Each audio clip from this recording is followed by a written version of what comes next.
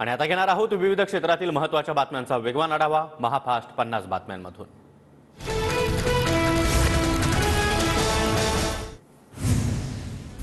अमित शहांच्या भेटीनंतर राज ठाकरे आणि फडणवीसांमध्ये रात्री उशिरा अज्ञातस्थळी भेट। मनसेच्या महायुतीमधील सहभागाबाबत चर्चा झाल्याची शक्यता।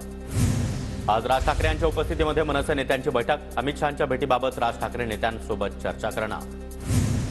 महाविकास आघाडीची थोड्याच वेळात महत्त्वपूर्ण बैठक। शरद पवार, उद्धव ठाकरे, नाना पटोले यांच्या उपस्थितीमध्ये बैठक होणार।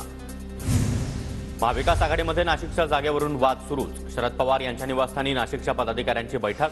नाशिकच्या जागेचा तिढा सुटण्याची शक्यता। सांगलीच्या जागेवर काँग्रेससह आमचा देखील दावा। कोल्हापूरची जागा आम्ही हसत हसत सोडली।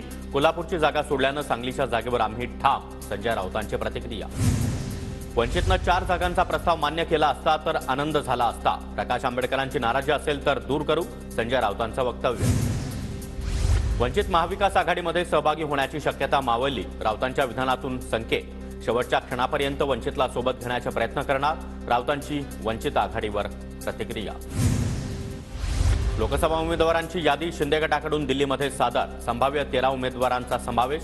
भाजप हायकमांड सोबत चर्चा करून शिवसेनेची यादी निश्चित होणार, सूत्रांची माहिती।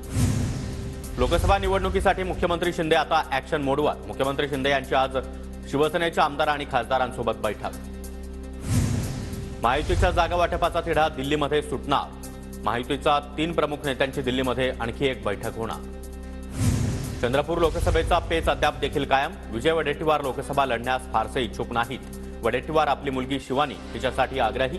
सध्या विजय वडेट्टीवार आणि शिवानी वडेट्टीवार दिल्लीमध्ये तळ ठोकून, तर आमदार प्रतिभा धानोरकर सिल्वर ओकवर दाखल। काँग्रेसचे नेते नितीन राऊत तातडीनं दिल्लीसाठी रवाना। रामटेकमधून कुणाल राऊत यांना उमेदवारी देण्याची मागणी, तर रामटेकमधून काँग्रेस नितीन राऊतांनाच उमेदवारी देण्याची शक्यता। बच्चू कडू यांनी बोलावली प्रहारच्या पदाधिकाऱ्यांची बैठक। अमरावती लोकसभा मतदारसंघामध्ये बच्चू कडू स्वतःच उमेदवार असण्याची शक्यता। आजच्या बैठकीमध्ये प्रहारची भूमिका स्पष्ट होणार। आम्ही सर्वजण शिवसेनेचा राजीनामा देण्याच्या मानसिकतेत, विजय शिवतारे यांचं मोठं वक्तव्य। शिवतारे आज आपली भूमिका जाहीर करणार। शिवतारे 2 दिवसांनी पुन्हा एकदा मुख्यमंत्र्यांसोबत चर्चा करणार। पुन्हा विजय शिवतारे आणि मुख्यमंत्र्यांची बैठक होणार। बारामतीच्या जागेसंदर्भात शिवतारे भूमिका मांडणार।